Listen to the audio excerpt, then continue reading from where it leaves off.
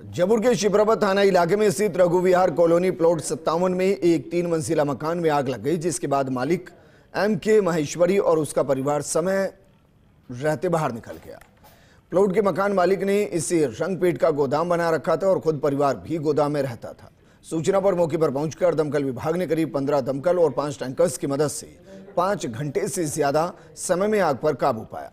गोदाम में ही 3 सिलेंडर भी रखे थे, जिन्हें दमकल कर्मी राजू यादव और विनोद मीणा ने अपनी जान जोखिम में डालकर बाहर निकाला। एहतियात के तौर पर इलाके की विद्युत आपूर्ति को बंद कर कुछ मकानों को खाली करवा दिया गया। हालांकि आग से 2 अन्य मकानों को भी नुकसान पहुंचा है। एसीपी मानसरोवर से संजय शर्मा ने बताया कि रघुविहार कॉलोनी में प्लॉट नंबर 57 में ज्वलनशील पदार्थ रखे हुए थे, जो कॉलोनी में रखना या गोदाम बनाना गैर कानूनी है। सीएफओ का कहना है कि इस मामले में मकान मालिक के खिलाफ मामला दर्ज करवाया जा सकता है।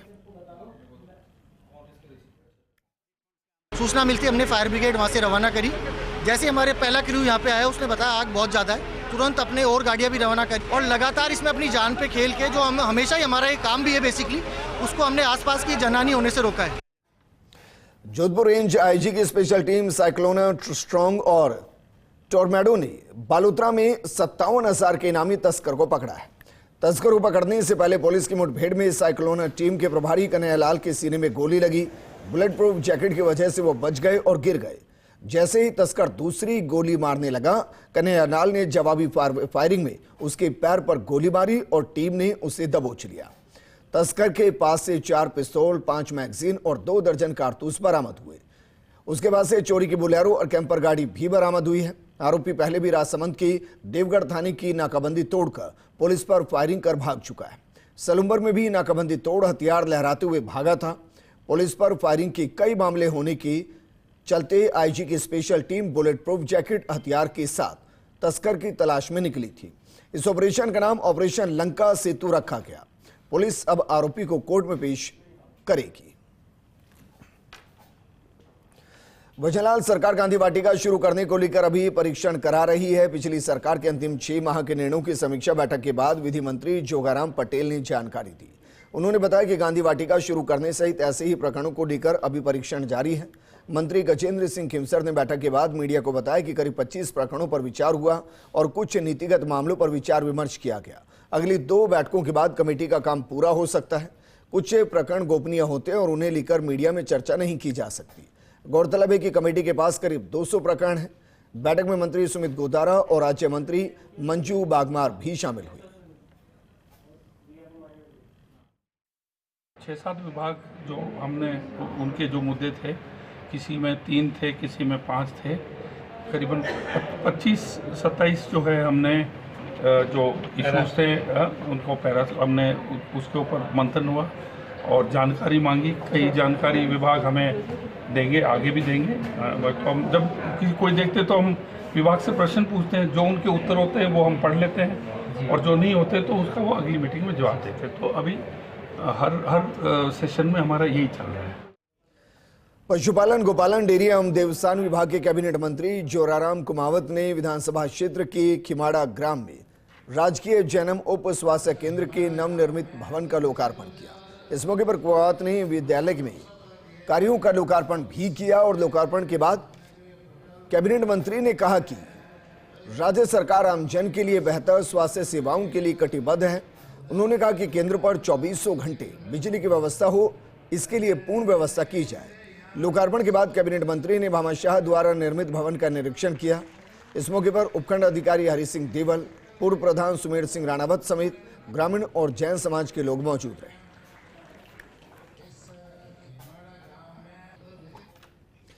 Rajasthan urban cooperative banks federation limited Jaipur के स्थापना दिवस पर समारोह का आयोजन किया गया, जिसमें सहकारिता मंत्री गौतम कुमार दत्त ने शिरकत की और कहा कि किसी भी राज्य के विकास में बैंकिंग प्रणाली एक बुनियादी आवश्यकता है। इसके बिना व्यक्ति और समाज की वित्तीय उन्नयन की कल्पना भी नहीं की जा सकती। उन्होंने कहा कि जैसे किसी व्यक्ति की रोटी, कपड़ा और मकान प्राथमिकता आवश्यकता है, लेकिन अब इसमें बैंकिंग भी जुड़ गई है। राज्य के शहरी क्षेत्रों में अर्बन कोऑपरेटिव बैंकों का बहुत बड़ा योगदान है, क्योंकि इनके माध्यम से व्यक्ति का समावेशी विकास हो रहा है। समारोह में जल संसाधन मंत्री कन्हैयालाल चौधरी, विशिष्ट अतिथि राज्यसभा सांसद और फेडरेशन के पूर्व अध्यक्ष राजेंद्र गहलोत, फेडरेशन अध्यक्ष मोहन पाराशर, उपाध्यक्ष सतीश सरीन, चित्तौड़गढ़ अर्बन बैंक के अध्यक्ष IM सेठिया सहित सदस्य अर्बन बैंकों के प्रतिनिधि उपस्थित रहे। कांग्रेस सांसद राहुल गांधी के 54वें जन्मदिन के मौके पर जयपुर में कई कार्यक्रम आयोजित किए गए। जयपुर शहर जिला कांग्रेस कमेटी ने सभी ब्लॉक में फल वितरण कर राहुल गांधी का जन्मदिन मनाया। CSK में मदर टेरेसा होम में मरीजों को फल वितरित किए गए। जयपुर शहर जिला अध्यक्ष RR तिवारी, प्रदेश अध्यक्ष और विधायक अभिमन्यु पूनिया के नेतृत्व में PCC में यूथ कांग्रेस की तरफ से ब्लड डोनेशन कैंप आयोजित किया गया, जिसमें यूथ कांग्रेस के नेताओं और कार्यकर्ताओं ने बढ़ चढ़कर हिस्सा लिया। एकत्रित ब्लड से जरूरतमंदों की मदद की जाएगी। वहीं सोशल मीडिया पर भी कांग्रेस नेताओं ने राहुल गांधी को जन्मदिन की शुभकामनाएं दी। अशोक गहलोत, सचिन पायलट, गोविंद सिंह डोटासरा, टीकाराम जूली ने राहुल गांधी के स्वस्थ और दीर्घायु होने की कामना की। अंतर्राष्ट्रीय योग दिवस के मौके पर आगामी 21 जून को SMS स्टेडियम में राज्य स्तरीय समारोह का आयोजन होगा। आयोजन की तैयारी की समीक्षा के लिए स्टेडियम में समीक्षा बैठक का आयोजन किया गया। बैठक में अतिरिक्त जिला कलेक्टर सुमन पवार, आयुर्वेद विभाग के उप शासन सचिव सावन कुमार चायल, निदेशक डॉक्टर आनंद कुमार शर्मा, अतिरिक्त निदेशक मेघना चौधरी बैठक में कार्यक्रम में संलग्न विभिन्न समितियों के प्रभारियों की मीटिंग कर आवश्यक दिशा निर्देश प्रदान किए गए। कार्यक्रम के लिए गठित विभिन्न समितियों अथवा कार्यकारी समिति, यातायात समिति, ग्राउंड प्रैक्टिस समिति आदि 15 समितियों के समस्त प्रभारियों ने बैठक में अपनी कार्य प्रगति रिपोर्ट प्रस्तुत की। सहायक निदेशक अंशुमान चतुर्वेदी ने बताया कि दैनिक योगाभ्यास के अंतर्गत प्रातःकाल नियमित रूप से योग विशेषज्ञों द्वारा योगाभ्यास करवाया जा रहा है। आयुर्वेद विभाग के कार्मिकों के अतिरिक्त जन प्रतिनिधियों, जिला प्रशासन, विभिन्न विभागों के कार्मिकों द्वारा भी इस कार्यक्रम में भाग लिया जाएगा। इसके साथ ही जयपुर के योग प्रेमी नागरिक से भी अधिकाधिक कार्यक्रम में भाग लेने का अनुरोध किया गया। पंचायत राज और शिक्षा मंत्री मदन दिलावर ने खानपुर दौरे के दौरान बीजेपी कार्यकर्ताओं और आमजन से जन अभाव अभियोग सुने। पंचायती राज और शिक्षा मंत्री मदन दिलावर ने सरकारी आदेशों की पालना सुनिश्चित करने और आदेशों की अवहेलना करने पर कार्रवाई होने के दिशा निर्देश दिए। शिक्षा पंचायती राज मंत्री मदन दिलावर ने फर्स्ट इंडिया से खास बातचीत में कहा कि मनरेगा में विकास कार्य में बजट की कमी का सरपंचगण का आरोप है। इस पर उन्होंने मनरेगा में बजट की कोई कमी नहीं होने की जानकारी दी। शिक्षा के क्षेत्र में अंग्रेजी स्कूल पर उन्होंने कहा कि कांग्रेस राज में हिंदी विद्यालयों के नाम परिवर्तित कर बोर्ड लगाए गए। राजकीय Mahatma Gandhi English medium school थोती योजना है। बच्चों के हित में पूर्व निर्णयों पर पुनर्विचार किया जाएगा। इससे पहले चिकली और सुमूर कस्बे में पौधारोपण किया गया। कस्बे के काली तलाई बालाजी धाम के नजदीक पूर्व विधायक अनिल जैन की अगुवाई में कार्यकर्ताओं ने मंत्री मदन दिलावर का फूल मालाओं के साथ साफा बांधकर स्वागत किया। जयपुर जिला परिषद साधारण सभा की बैठक 22 जून को जिला परिषद सभागार में होगी और बैठक में बिजली, पानी, सड़क और रसद की व्यवस्थाओं पर चर्चा होगी। जिला प्रमुख रमा चोपड़ा की अध्यक्षता में होने वाली बैठक में हंगामे के आसार हैं। विपक्ष की तरफ से पेयजल और बिजली कटौती का मुद्दा उठाया जाएगा।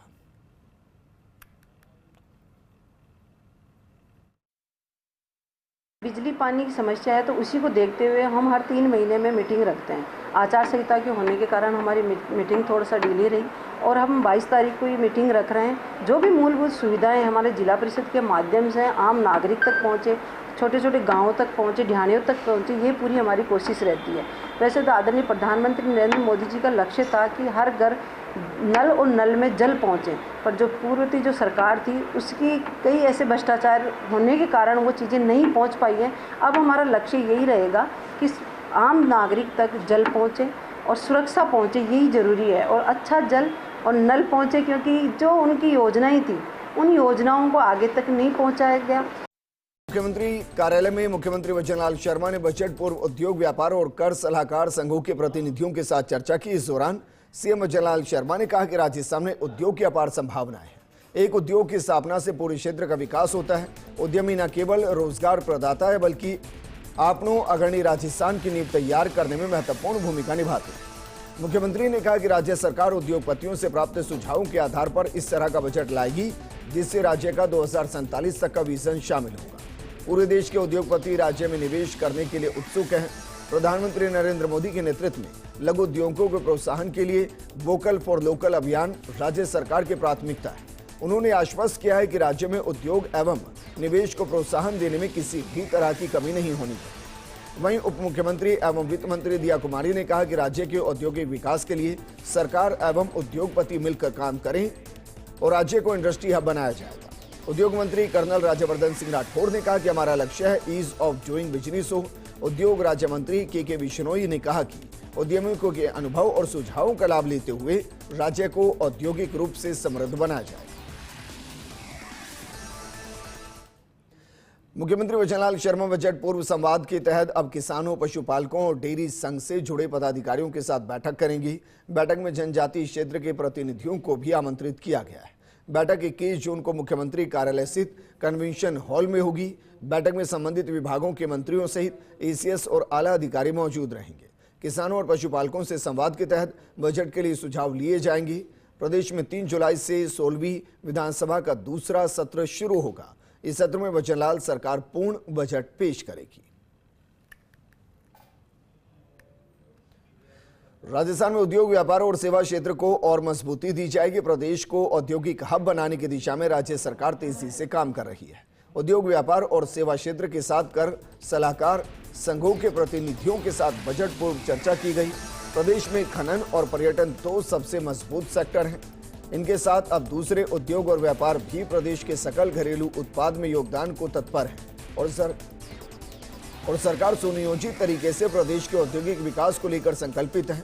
डिप्टी सीएम दिया कुमारी ने कहा कि प्रधानमंत्री नरेंद्र मोदी की विकसित भारत की संकल्पना के अनुरूप औद्योगिक विकास के मामले में भी राजस्थान को मॉडल स्टेट बनाने के लिए वित्तीय संसाधनों में किसी भी तरह की कमी नहीं होने दी जाएगी। पर्यटन को उद्योग का दर्जा मिलने के बाद जिस तरह से प्रदेश में संयोजित तरीके से पर्यटन को बढ़ावा दिया जा रहा है, उसका लाभ भी सीधे तौर पर पर्यटन से जुड़े प्रत्येक स्टेक होल्डर्स को हो रहा है।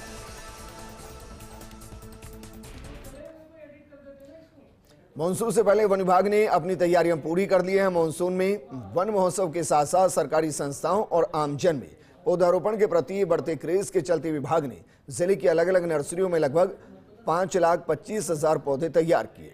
विभाग इस बार पौधों की ऑनलाइन बिक्री कर रहा है। इसके लिए बारकोड भी जारी किया गया। कोई भी खरीदार स्कैनर के जरिए घर बैठे भी पौधे खरीद सकता है। बालोतरा के बेटूजा में नर्सरी का जायजा लिया हमारे सहयोगी बंशी चौधरी ने। मानसून से पूर्व वन विभाग पूरी तैयारी में जुट चुका है और वो बालोतरा जिले में जगह जगह पर पौधारोपण को लेकर नर्सरियों में पौध तैयार हो चुकी है और जैसे ही पहली बारिश होगी तो लोगों को ये पौधे हैं जो वितरण करने शुरू कर दिए जाएंगे। और इस बार सबसे बड़ी बात यह है कि वन विभाग ने बारकोड के जरिए पूरा का पूरा नर्सरियों को हाईटेक कर दिया है और बारकोड स्कैन के जरिए कोई भी व्यक्ति है जो यहाँ से स्कैन करके पौधे खरीद सकता है। साथ साथ जिस प्रकार से ये पूरी नर्सरी में दिखा रहा हूँ, बालोतरा के बिटूजा की नर्सरी है जहाँ पर ये पौध तैयार हो चुकी है और कड़ी मेहनत के बाद में इनको लगाया है। और जैसे ही मानसून आ जाएगा, बारिश शुरू हो जाएगी, उसके बाद में ये आम जन को भी वितरित करेंगे, सरकारी संस्थानों को भी वितरित करेंगे। यहाँ पर पौधशाला के प्रभारी है, उनसे जानेंगे सर किस तरीके से मानसून को लेकर तैयार है वन विभाग। वन विभाग पूरी तरह से तैयार है और जैसे ही बरसात होगी, पौधे तो वैसे अभी भी वितरण शुरू है, बाकी बरसात होगी तो विधिवत शुरू है। बाकी क्या है, अभी थोड़ी गर्मी ज्यादा है, क्लाइमेट ठंडा हो जाए तो आराम से लगने में सुविधा रहेगी। किस तरीके से कौन कौन सी किस्म के पौधे हैं अपने पास जो तैयार किए गए? अपने यहाँ बिटूजा नर्सरी में नीम है, शीशम है, करंज है, सुरेल है, सहजन है, गुलमोर है, कनेर है, बोगनवेल है, आदि प्रजातियों के पौधे तैयार है। मुख्य रूप से अपने इस क्लाइमेट के अनुसार यहाँ पर पौध तैयार हो रही है या फिर कोई दूसरी प्रजातियां जो दूसरे जगह पर हो जाती है उस तरीके के पौधे भी तैयार है? जो इस क्लाइमेट में सूटेबल प्रजातियां हैं वही यहाँ तैयार होती है। ज्यादातर हम लोग छायादार पौधे तैयार करते हैं जिसमें क्लाइमेट ठंडा रहे। निश्चित तौर पर एक आदमी एक पौधा लगाए क्योंकि पश्चिमी राजस्थान का ये वो इलाका है जहाँ पर सूखा रहता है। इसको लेकर वन विभाग तो पूरी तरीके से तैयार है, सिर्फ अब आपको तैयार रहना है और एक पौधा खरीद के लगाना है। फर्स्ट इंडिया न्यूज के लिए बालोतरा से बंशी चौधरी। दौसा के कानपुकिया निवासी इंजीनियर छात्र फतेलाल मीणा ने आवश्यक आविष्कार की जननी होती है को साबित कर दिखाया है। दूध डेयरी पर दूध बेचने जाना बंद क्या हुआ, अपने पिता कान्हाराम की समस्या का समाधान करने के लिए फतेलाल ने एक मानव रहित चलने वाली इलेक्ट्रिक साइकिल का आविष्कार कर दिया। ये साइकिल रिमोट से चलती है और विजन कैमरा डिवाइस से अवरोधों का संकेत देती है जिससे दुर्घटना से बचा जा सकता है। फतेलाल के मन में विचार कैसे आया और इसे मूर्त रूप कैसे दिया, इसको लेकर फतेलाल मीणा से बातचीत की आप भी सुनिए। आवश्यकता आविष्कार की जननी होती है और ये कर दिखाया है कानपुरिया के फतेह लाल ने, जिसने एक रिमोट ऑपरेटेड साइकिल बनाई है जो इलेक्ट्रिक साइकिल है और वो बिना किसी चालक और बिना किसी मदद के वो कहीं भी सामान की और सप्लाई कर सकती है, चाहे वो दूध हो या बाज़ार से सामान लाने की ज़रूरत हो तो वो खुद न जा कर के और रिमोट ऑपरेटेड साइकिल के ज़रिए अपने सामान को कैरी कर सकता है। आपको दिखाना चाहेंगे ये जो साइकिल है ये पूरी जो डिवाइस है इसको कंप्लीट किया गया है, इलेक्ट्रिक विजन से चलती है और ये विजुअलाइज कैमरे से कनेक्ट किया हुआ है। और ख़ास बात यह है कि रिमोट से जो स्टीयरिंग है उसके लिए एक विशेष डिवाइस इसकी तरफ से लगाई गई है। आखिर जो इंजीनियरिंग का ये छात्र है इसके दिमाग में ये बात क्यों आई और ये क्या मकसद लेकर के इस साइकिल को तैयार करने में लगा हुआ है? सर मैं गई साल नवंबर में जयपुर पढ़ने के लिए चले गया था, तो मेरे पिताजी मुझे फ़ोन करके बोले कि डेयरी पर अब दूध कौन दे के आएगा, यहाँ से 1-1.5 किलोमीटर डेयरी है। तो पहले घर में रहता था तो मैं ही दूध डेयरी पर सप्लाई करके आता था।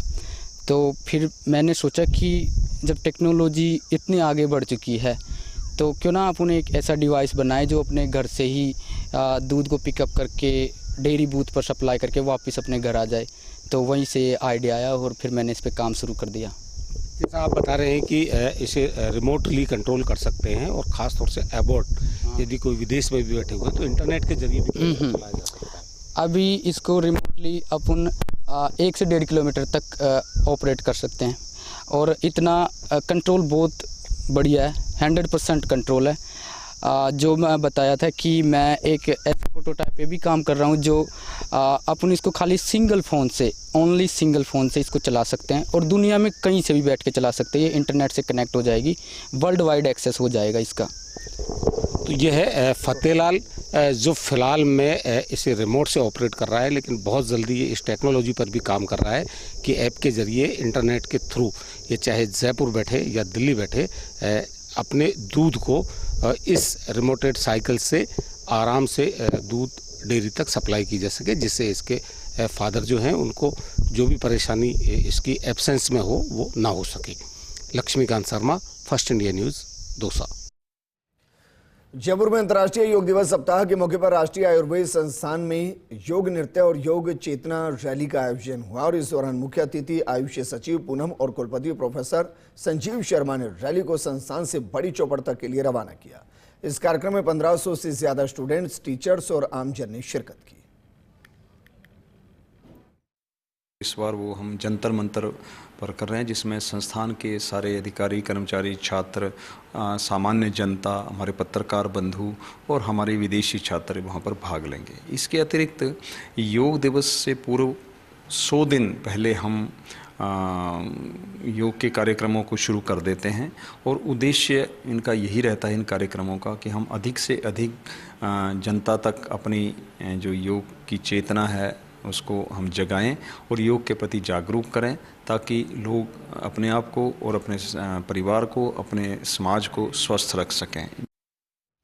कोटा में ग्रीन कोटा मुहिम के तहत पौधारोपण का एक महाअभियान शुरू होने जा रहा है। जिला परिषद कोटा के तत्वाधान में विभिन्न सरकारी विभागों द्वारा आपसी समन्वय के साथ ये मुहिम चलेगी।